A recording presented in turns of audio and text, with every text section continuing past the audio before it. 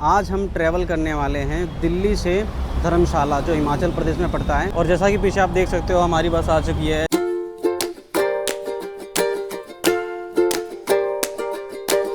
उस back seat मिलती हैं 2x2 के कॉम्बिनेशन में।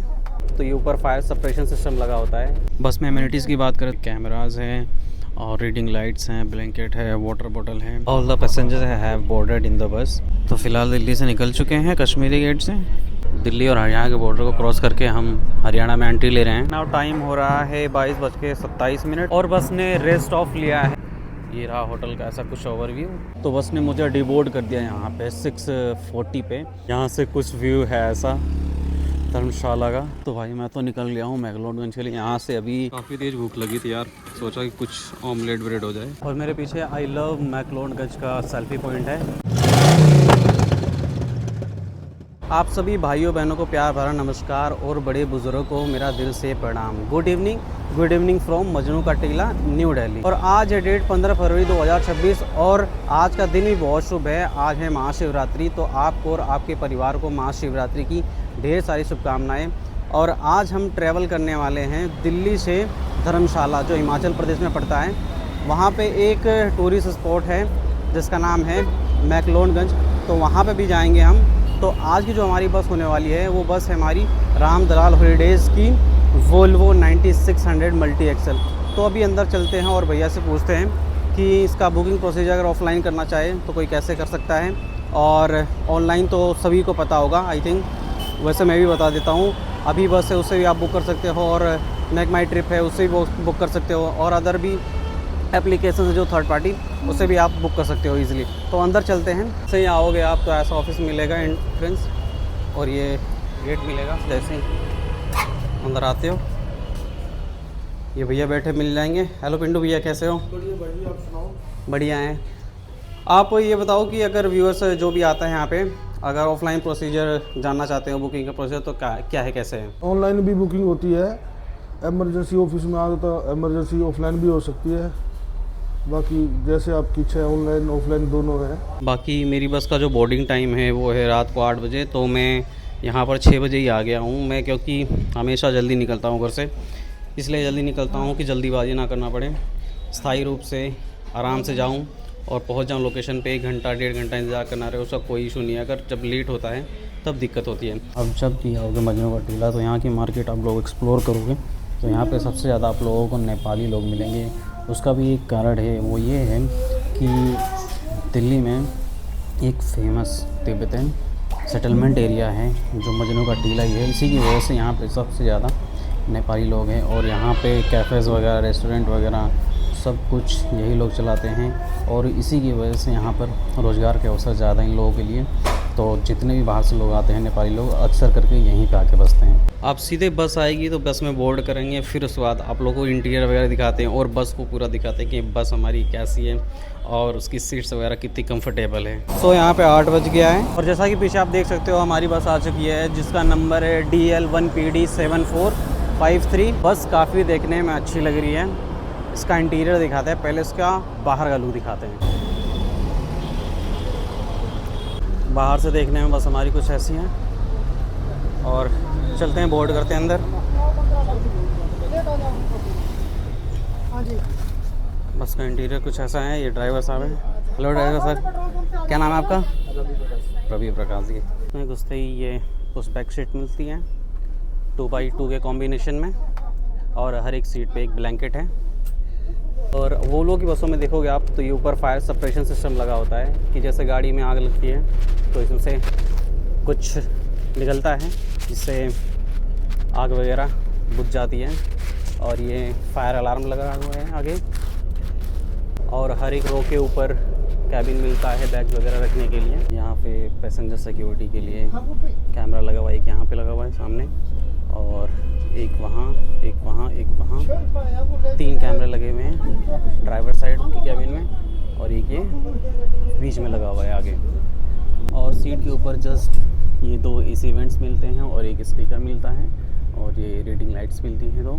और ये दोनों सीट्स हैं, और दोनों सीट्स के बीच में इस हैंडल बार के नीचे दे रखा है चार्जर पॉइंट USB टाइप 2 और टाइप सी। अगर बस के टोटल टाइम की बात करें कि दिल्ली से धर्मशाला तक पहुंचने में कितना समय लगी, तो यह बस 11 घंटा 15 मिनट में छोड़ देगी धर्मशाला, जो कि यहाँ पे से 8 बजे निकली है मजनू की टीला से, और ये सुबह को मॉर्निंग में 7:15 पे हमको धर्मशाला छोड़ देगी।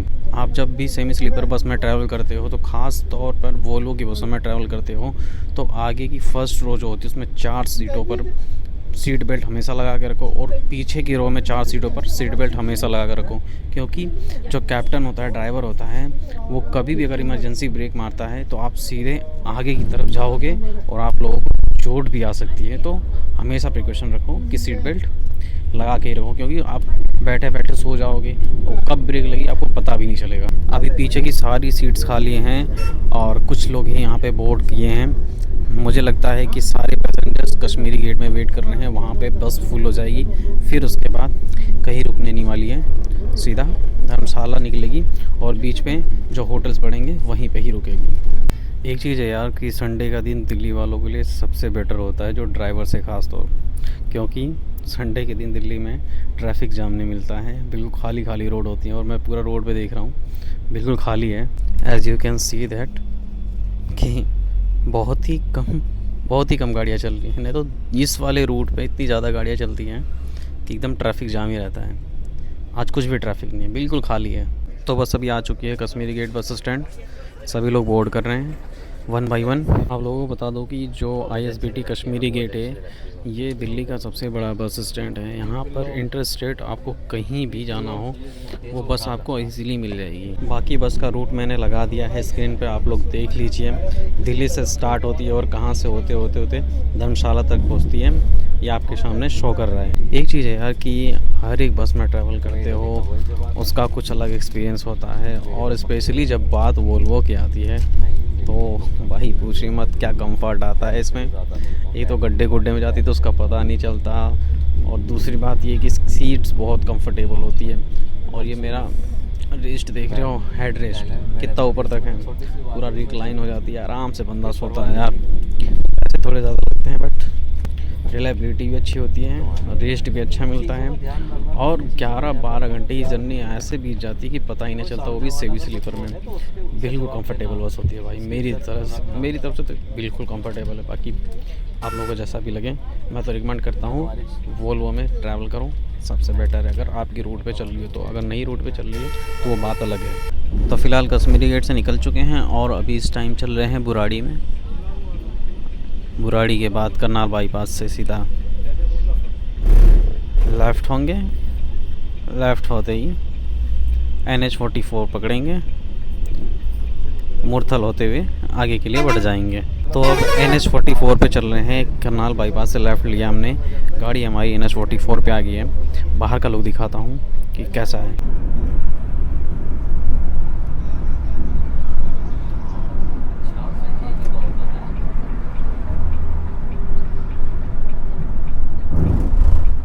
इस रूट से मैं हमेशा आता जाता रहता हूँ।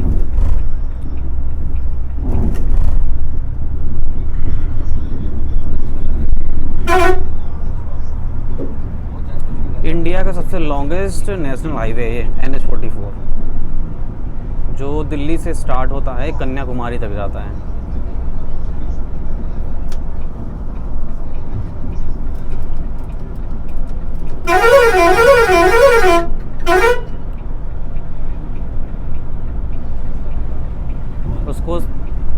इसको शेरशाह सूरी ने बनवाया था स्टार्टिंग में।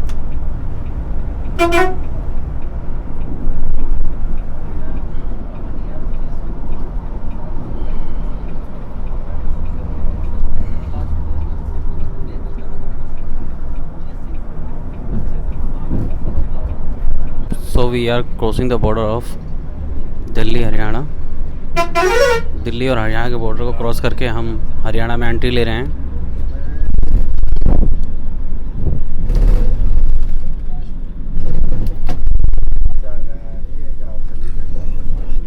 और ये सामने चल रही है हमारे फ्लिक्स बस वोल्वो 9600।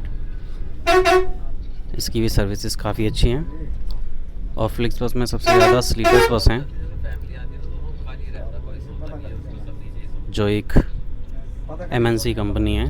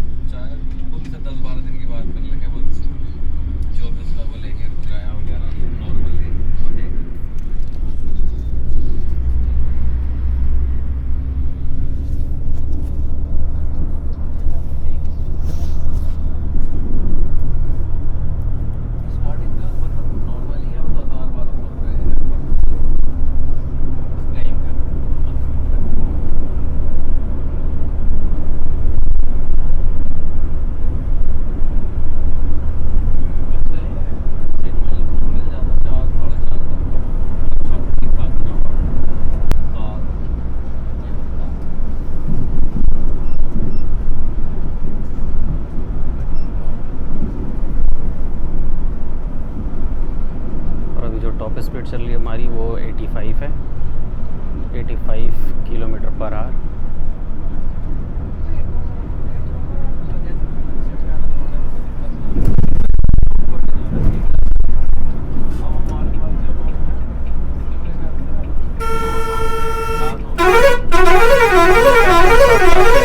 लग रहे हैं।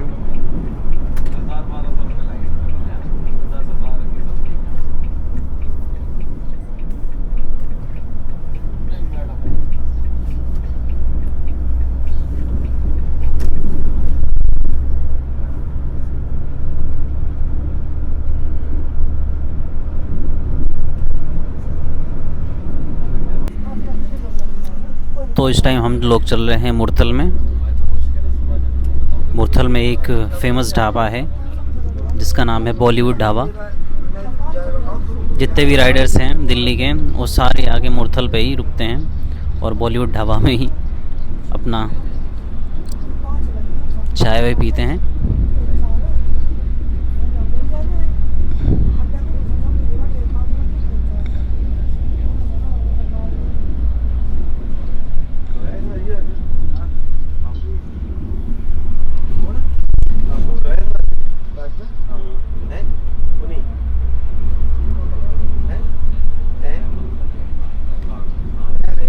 एक चीज़ है कि यार, अगर रात में हम ट्रैवल करते हैं और किसी सेमी स्लीपर बस में और कंफर्टेबल बस हो तो जर्नी और भी शानदार बन जाती है। अगले दिन घूमना हो फिरना हो आराम से बंदा घूम फिर सकता है। मैं जब भी वोल्वो में ट्रैवल करता हूँ तो अगले दिन मुझे सोना नहीं पड़ता है और इजीली मैं जाके घूमता फिरता हूँ अपना। अब ये मुरथल के बाद पहला हमारा टोल पड़ा है, इसके बाद हम पानीपत में एंट्री लेंगे। तो टोल को क्रॉस कर चुके हैं, अब सीधे पानीपत के लिए निकल गए हैं। और पानीपत की डिस्टेंस जो है वो यहाँ से 35 किलोमीटर है। अप्रोक्स 30 मिनट्स लगेंगे पहुँचने में। और पानीपत पहुँचने के बाद करनाल, कुरुक्षेत्र, अम्बाला और चंडीगढ़ के लिए निकल लेंगे हम लोग। मैं घर से निकलने से पहले ऑफिस में था। मॉर्निंग में 6 बजे की ड्यूटी थी, 6 बजे से लेकर मैं 2 बजे तक ऑफिस में था। और उसके बाद मैं जैसे आया रूम पे पैकिंग वगैरह किया हूँ। पैकिंग वगैरह करने के बाद मैं 4 बजे निकल गया हूँ रूम से। और जल्दीबाजी में USB टाइप C से टाइप A कनेक्टर भूल गया अपना। और जो कैप्टन है इसके ड्राइवर हैं गाड़ी के, वो बता रहे हैं चार्जर जो टाइप C नहीं काम कर रहा है जिस सीट पे आप बैठे हो। तो मैंने ट्राई कर लिया, मैं कहा देखा जाए काम करेगा नहीं काम करेगा। मैंने लगाया और फ़ोन में लगाया तो देखा भाई फ़ोन तो चार्ज हो रहा है। मैंने बताया कि भाई फ़ोन चार्ज होने लगा मेरा।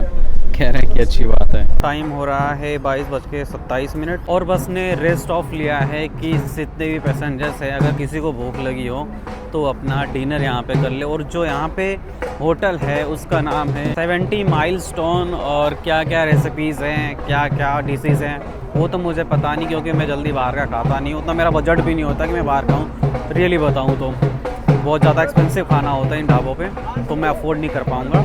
अभी भाई मैंने YouTube स्टार्ट किया, मेरे ना तो ज़्यादा सब्सक्राइबर्स हैं ना तो मेरे कोई अर्निंग हो रही है कि मैं बाहर खा के भी बताऊँ आप लोगों को कि कैसा टेस्ट है कैसा नहीं है। उसके लिए मैं सॉरी कहूँगा आप लोगों से, भाई सॉरी कि मैं डिशेस वगैरह उतना टेस्ट नहीं कर पाता होटल्स पे कि आप लोगों को कुछ पता चले कि यहाँ कैसा खाना है इस होटल का या फिर किसी अदर होटल का। और इसी के जस्ट लेफ्ट में जुगनू ग्रिल ये एक रेस्टोरेंट है और ये रहा होटल का ऐसा कुछ ओवरव्यू। काफ़ी अच्छे से डेकोरेट किया गया है, स्टार्स लगे हुए हैं सामने। और काफ़ी एक्सपेंसिव होते हैं यार जितने भी होटल्स होते हैं। मैंने एक चीज़ कंपेयर की हुई है प्राइवेट बस में और गवर्नमेंट बस में। जो प्राइवेट बसेस होती हैं वो जो होटल्स होते हैं जहाँ पे रुकती है वो काफ़ी एक्सपेंसिव होते हैं, डिशेस बहुत महंगी होती है। और जो गवर्नमेंट बसेस होती हैं वो ऐसे होटल पे रुकते हैं, रेस्ट ऑफ लेते हैं जहाँ पर डिशेस काफ़ी सस्ती होती हैं और जो टेस्ट होता है कुछ खास नहीं होता है। सस्ता तो है लेकिन खास नहीं होता। मैंने अभी लास्ट टाइम अभी शिमला गया था मैं, तो गवर्नमेंट बस से आया था, मैंने खाया, मुझे कुछ खास नहीं लगा। बाकी अभी तो मैंने कभी ट्राई नहीं किया ऐसे बड़े होटल पे, कभी ट्राई करेंगे तो बताएंगे कि हाँ भाई इसका भी टेस्ट कैसा होता है। आई थिंक जब पैसे ज़्यादा लग रहे हैं तो टेस्ट भी अच्छा ही होगा। बाकी बात रहेगी भाई कि बस कितने देर रुकेगी, तो आधे घंटे रुकेगी। आधे घंटे में सबको भाई अपना डिनर करके आगे बस में बैठना होगा जो भी बाहर गया हुआ है। मैं तो करने वाला नहीं हूँ और वैसे भूख भी नहीं लगी है। मैं शाम को खा के निकला था अपने रूम से तो भाई कुछ खाने वाला नहीं हूँ, मॉर्निंग में खाएंगे ब्रश वगैरह करके पूरा फ्रेश होके। सो टाइम हो रहा है 23:04 और बस निकल चुकी है पानीपत के लिए। अब यहाँ से 15-20 मिनट लगेंगे पानीपत पहुँचने में। तो हम लोग पानीपत पहुँच गए हैं, पानीपत को क्रॉस कर रहे हैं।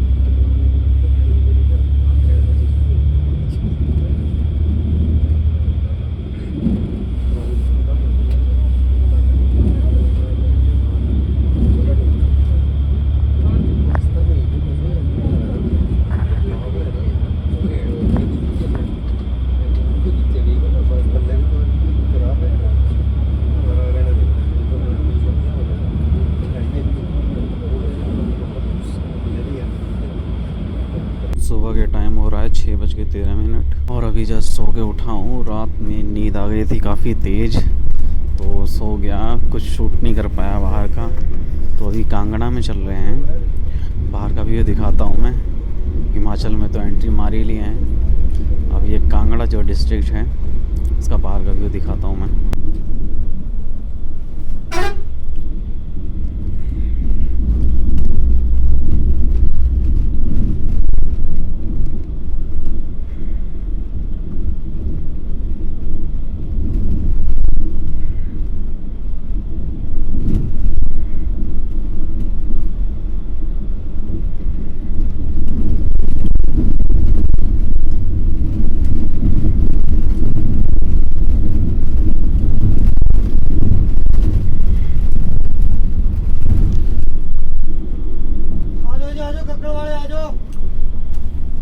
तो चढ़ाई स्टार्ट हो गई है। अब